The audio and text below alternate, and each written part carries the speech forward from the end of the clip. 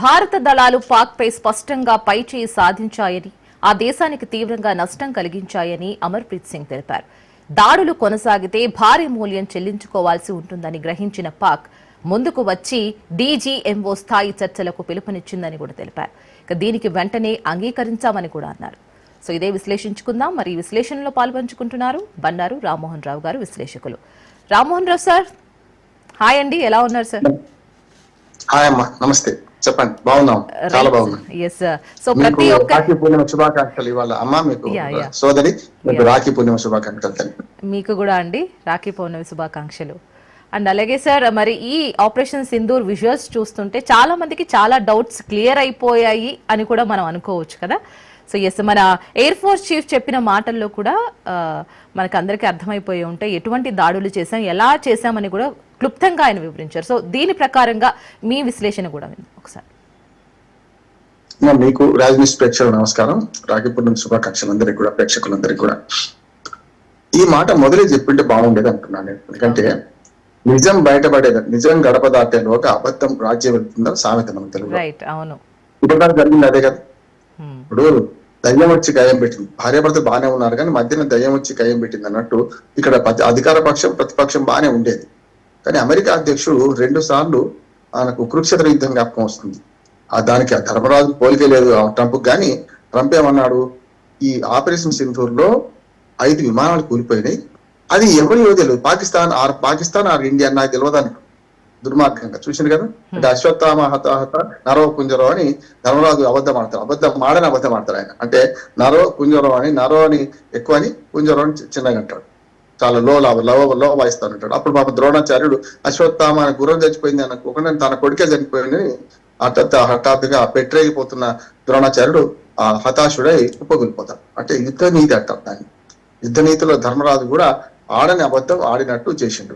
అట్లాగే ఇప్పుడు ఇవాళ మన మధ్య కయ్యం పెట్టడానికి, అంటే అధికార పక్షానికి ప్రతిపక్షానికి, ముఖ్యంగా దేశంలో అల్లకలను సృష్టించడానికి అమెరికా అధ్యక్షుడు డొనాల్డ్ ట్రంప్ దుర్మార్గంగా అలాంటి యుద్ధ నీతిని పాటించి 5 విమానాలు కూలిపోయినాయి ఈ యుద్ధంలో, ఎవరియో తెలియదు అని అన్నప్పుడు రాహుల్ గాంధీ వెంటనే దొరికింది కదా సందని, 5 విమానాలు మనకి కూలిపోయినాయి, ఎట్లా మీరు ఏం చేశారు అంటున్నాడు.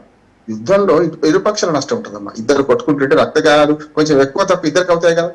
అంటే మనం విమానాలు కూడుకోవడం పెద్ద నేరము, ద్రోహము అసలు అని సైన్యం యొక్క ఆత్మ విశ్వాసాన్ని, ఆత్మస్థైర్యాన్ని దెబ్బతీసే మాట రాహుల్ గాంధీ అన్నాడు. నేను అన్నమాట కాదు, నేను మొదటి చెప్తున్నాను రాహుల్ గాంధీ గారి గురించి. నిన్నగా మన సుప్రీంకోర్టు ఏమన్నది, మీరు మొదటి నుంచి ఇట్టే ప్రవర్తిస్తున్నాడు, చిన్నపిల్లాడ్లా మీరు అసలైన భారతీయులు ఎవరు కూడా ఇట్లా మాట్లాడమన్నారు. ఈ విషయంలో కాదు, గతంలో చైనాకు భారత భూభాగాన్ని అప్పచెప్పారంటే మీరు అక్కడికి వెళ్ళి చూశారా? ఏం మాట్లాడుతున్నారు మీరు?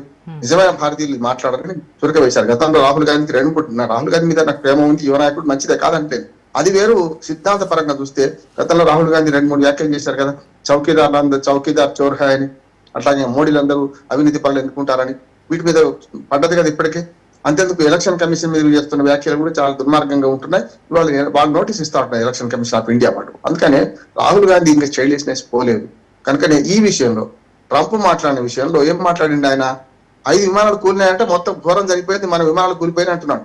కూలితే తప్పేమిటి అంటున్నాడు. కానీ ఇప్పుడు అది కాదు, మనమే కూలలేదు, వాళ్ళే కూలి చేశాం. S-400 రష్యా నుంచి అత్యాధునికంగా దిగుమతి చేసుకుని S-400 బ్రహ్మాండంగా పనిచేసిందని దాన్ని మనం అందరం మీడియాలో చూసినాం కదా, మనందరం కూడా మీడియాలో ప్రసారం చేసినాం కదా అమ్మ. అందుకని ఏమంటా అంటే ఇవాళ రాహుల్ గాంధీ ఆరోపణలకు, ముఖ్యంగా ట్రంప్ ఆరోపణలకు బేస్లెస్ అని చెప్పడానికి ఇవాళ మన ఏపీ సింగ్ ఏదైతే Indian air force authority IAF వారు తేల్చి చెప్పారు. ఈ మాట కొంచెం ముందు చెప్తే బాగుండేది అంటున్నాను. ఆలస్యమైంది ఇప్పటికీ. ఆలస్యం చేయడానికి ప్రధాన కారణాలు ఏమన్నా ఉన్నాయా? సో దీని మీద చాలా మందికి చాలా డౌట్స్ వస్తున్నాయి, కానీ ఇప్పటి వరకు లేట్ చేయడానికి గల కారణాలు ఏమై ఉండొచ్చు అంటారు?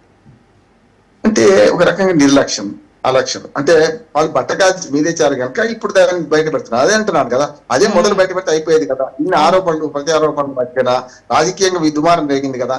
మన సైన్యం మీద చాలా గౌరవం ఉండాలి, మన ప్రజలకు కానీ లేకుంటే రాజకీయ పార్టీలకు కానీ. వాళ్ళ పాకిస్తాన్ సైన్యం అంటే సైన్యం మన పాకిస్తాన్ ప్రభుత్వం చేతిలో సైన్యం ఉండదు, సైన్యం ఎవరి చేతిలో ఉంటుంది అంటే తీవ్రవాదుల చేతిలో ఉంటుంది. మనం అట్లా కాదు కదా. ఎటువంటి యుద్ధాలు వచ్చినా సైన్యం రాజకీయ నాయకత్వం ఏది చెప్తే తూచా తప్పకుండా పాటిస్తుంది కదా. వేయాలన్నా వద్దా, దాడి చేయాలన్నా చేయొద్దా, ఆపరేషన్ సింధూర్కు ప్రతిపక్షాల అఖిలపక్ష సమావేశం జరుగుతున్న నిర్ణయం అయి కూడా కొన్ని విషయాలు మీ అందరికి చెప్పలేము, అవసరమైతే వెల్లడిస్తాం కానీ ఇప్పుడు వెల్లడించమన్నారు. యుద్ధ నీతి అదే అమ్మ. ఎట్లా అంటే యుద్ధ నీతిలో ఎట్లా ఉంటుంది అంటే యుద్ధంలో ఎవరికి నష్టం ఎవరికి లాభం అనేది ఉండదు. ఇప్పుడు చూస్తున్నాం ఇజ్రాయెల్ ఇరాన్ యుద్ధంలో ఇద్దరు మన అర్ధ సత్యాలు అసత్యాలు చెప్పారు. ఇవాళ అన్ని యుద్ధాలు జరుగుతుంటాయి. కానీ మన వాళ్ళు ముగ్గురు త్రివిధ దళాధిపతులు కూర్చొని గతంలో వివరించిన క్రమంలోనే ఇప్పుడు ఆరోపణ చేసిండు కనుకనే తప్పనిసరి వివరించుకోవాల్సి వచ్చింది. ఒకటి ఏమంది అంటే సైన్యం మీద ఆరోపణ చేసినట్టే కదా, ఒక భారత ప్రభుత్వం మీద ఆరోపణ చేసినట్టే కదా. అందుకనే డిఫెన్స్ వ్యవస్థ నిర్వీర్యం కాకుండా ఉండాలంటే అక్కడ ఏం జరిగిందో చెప్పారు. నేను స్పష్టంగా చెప్పాను, ఆలస్యమైంది దేర్ హై మగర్ అందేర్ నహి అన్నట్టు. ఆలస్యమైనా సరే ఇప్పటికైనా భారత ప్రభుత్వం ముఖ్యంగా రక్షణ శాఖ మంత్రి చెప్పకుండా అయితే మన ఏపీ సింగ్ కూర్చోలేడు కదా ప్రెస్ మీట్ లో. కనుక వారు చెప్పారంటే భారత ప్రభుత్వం ఆదేశించింది. రాహుల్ గాంధీ కాదు ట్రంప్ ఆరోపణలు కూడా సమాధానం చెప్పాలి. అయితే ఇది ప్రతిసారి ఆలస్యం అవుతుందాం. నా ఆరోపణ ఏంటంటే ఒక్కటే కాదు కాల్పుల విరమణకు సింధూర్ తర్వాత కాల్పుల విరమణ నేనే మధ్యవర్తిత్వం చేశాను, అణుయుద్ధం ఆపాను అని 32 సార్లు, నేను 29 సార్లు పోయింది, 32వ సారి ఇప్పుడు మొన్న కూడా అంటున్నాను ట్రంప్. ఎవరు సీత ఎవరు చెప్పేమన్నా 29 సార్లు ఆరోపణ చేసిన తర్వాత ఇప్పటికీ మోడీ గారు అమెరికా ప్రెసిడెంట్ ట్రంప్ మాట తప్పు అని ఒక మాట ఆయన పేరు తీస్తాడు కదా. ఇప్పటికి కూడా ట్రంప్ మోడీ గారు ఏం తీస్తాడు? అమెరికా ఉపాధ్యక్షుడు పేరు తీస్తున్నా. అమెరికా ఉపాధ్యక్షుడు 2 సార్లు ఫోన్ చేస్తే నేను వేరే పనులు ఎత్తలేదు, తర్వాత నేనే ఫోన్ చేసి మాట్లాడినా మీ జోక్యం అవసరం లేదని చెప్పినా.